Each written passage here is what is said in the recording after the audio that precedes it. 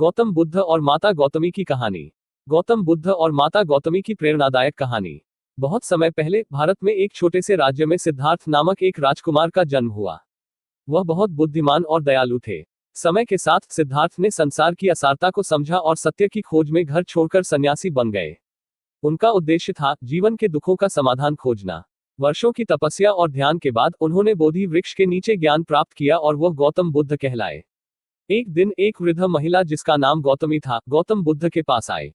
उसका बेटा हाल ही में मर गया था और वह अत्यंत दुखी थी। वह अपने बेटे को जीवित करने का उपाय चाहती थी। रोते रोते वह बुद्ध के चरणों में गिर पड़ी और उनसे मदद की गुहार लगाने लगी। बुद्ध ने बड़ी करुणा से कहा, गौतमी, मैं तुम्हारी मदद कर सकता हूँ, लेकिन तुम्हें सबसे पहले मुझे एक मुट्ठी सरसों के दाने लाकर देने होंगे जो किसी ऐसे घर से हो जहां कभी मृत्यु न हुई हो। गौतमी ने सोचा कि यह आसान काम है और तुरंत गांव की ओर दौड़ी। वह एक घर गई और सरसों के दाने मांगे।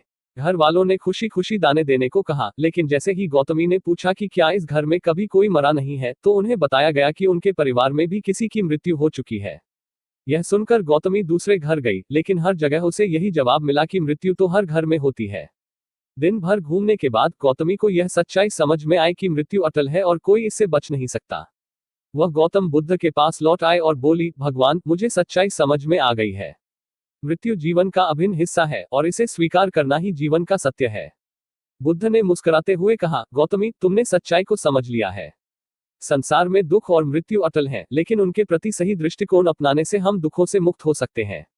नैतिक शिक्षा। इस कहानी से हमें यह शिक्षा मिलती है कि जीवन में मृत्यु और दुख से कोई बच नहीं सकता, लेकिन यदि हम इन सच्चाइयों को स्वीकार करें और जीवन के प्रति सही दृष्टिकोण रखें तो हम आंतरिक शांति पा सकते हैं।